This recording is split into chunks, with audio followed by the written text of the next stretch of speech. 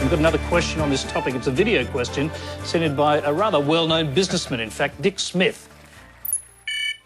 My question's to Heather Ridout.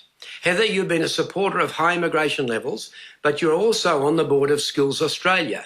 How can you support such a large influx of foreign workers when you know Australian workers are being abandoned when it comes to training? Thanks, Dick Smith, for your question.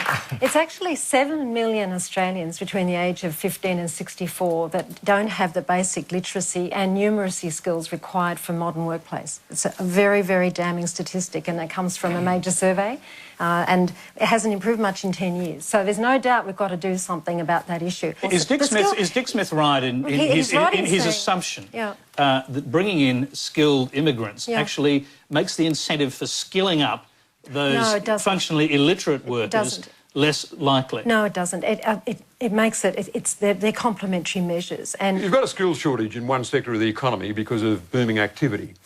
You import a tradesperson to fill that shortage. The tradesperson brings his or her family. So studies have shown that adds more to the demand for schools, hospitals, peak hour transport and the rest. We're going to have to accept at some time in our history, as the world will, a stabilisation of population. You can't. My challenge to the advocates of high population is, when will you ever be satisfied?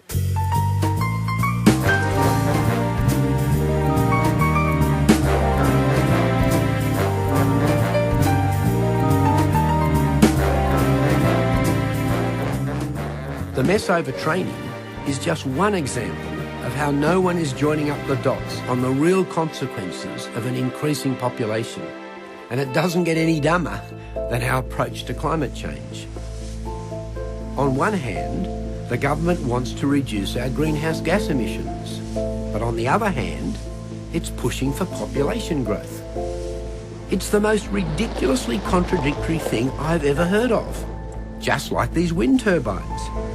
Great for the environment until you realise that every watt of energy generated here is dedicated to powering Sydney's hugely expensive desalination plant, solely so the city can cope with more people. And what we've shown in our work is that by far the most significant factor in promoting greenhouse gas emissions in Australia is population growth. We can achieve all these results. Bob Birrell is the grand old man of Australian demographers. He's been a thorn in the side of a dozen immigration ministers. He calls the politicians bluff when it comes to dopey public policy. Now, the Prime Minister is calling on us to cut our greenhouse emissions, but do we have a way of doing that while we're increasing our population? If we were to get to 36 million, there's no way in which we could achieve the stated Labor goal of reducing our greenhouse emissions by 60% on year 2000 levels. 2 weeks of talks ended with a marathon 17-hour session. As the world watches us today, I think our ability to take collective action is in doubt right now. We can't possibly reduce human-induced carbon emissions by doubling our population. Now, nobody talks about it. Can you imagine at the conference in Copenhagen, I was looking on television, I thought, surely there'll be one person holding up a banner that says population, ? There was nobody. And in the Australian media, I didn't hear any mention of population. Well, let's look at the population. 4,000 BC, 3,000 BC. It's climbing just very slowly till around about the time of Christ, and it's about 150 million. And then it gradually climbs, but something really strange happens around about 1800, when it's about 1 billion. If global warming is caused by humans, we have to look at the human side.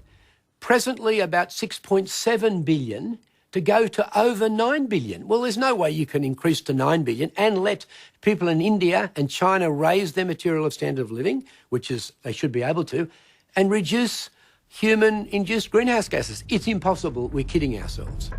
Right up to around about 6.7 billion today and projected to go to 9.1 billion by 2050. Now, what could have caused that? Well, look, let me put in 2 lines that will give you a hint. 2 lines here. one, and the other one is here, around about 1850 to 2050. Now, that's the time of cheap fossil fuels. Now, if you saw a graph like that at the stock market, what do you think would happen next? A crash. Now, let me hand that around.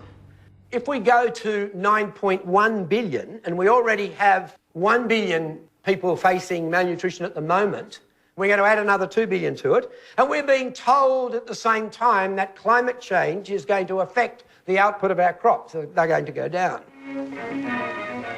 Australia has been able to meet all her own dried fruit requirements since 1912, and since that time she has built up a healthy export market.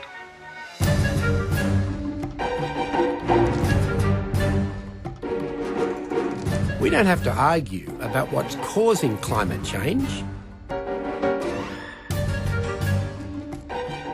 It's the effects that matter.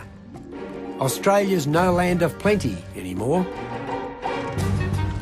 Sure, we export huge quantities of wheat and meat, but we're increasingly importing more and more of our food. Australia's farming has been hard hit by drought. There simply isn't enough water to go around.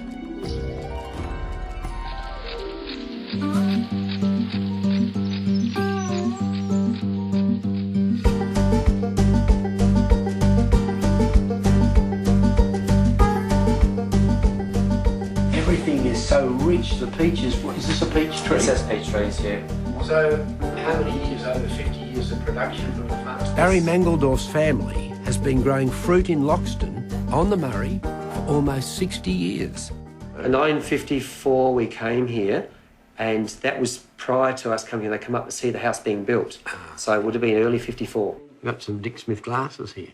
That's right. They were fashionable back then. They're coming back again now. Now, your dad, he was a soldier. Yep, Dad served in the Second World War, and the whole Loxton irrigation area was set up as a soldier settlers property, and given basically a house and about somewhere between 25 to 30 acres of land. There's a sad irony in all this. Once the government paid Barry's family to settle here. Now they're paying him to leave.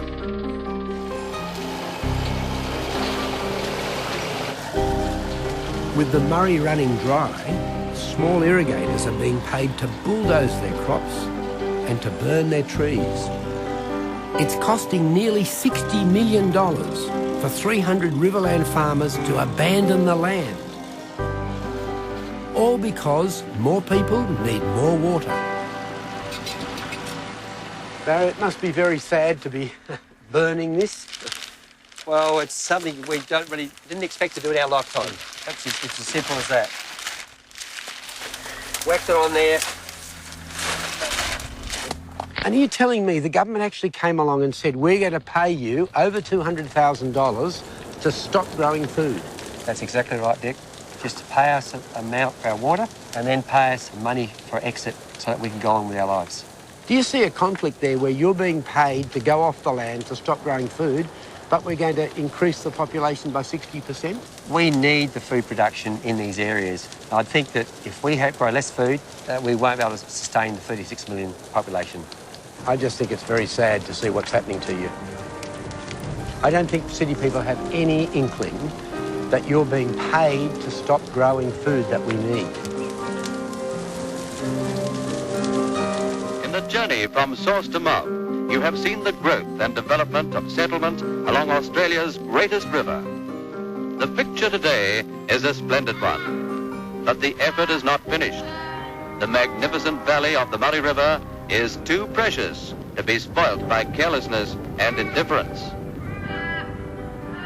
You can't suddenly generate water. This is an arid country. We're cyclic. We have droughts from time to time. And so there's no doubt in my mind we can't support 35 million people. But what's worse, we've been providing food for the rest of the world. Well, we won't be able to supply that food. I wonder if we're going to have enough food for ourselves.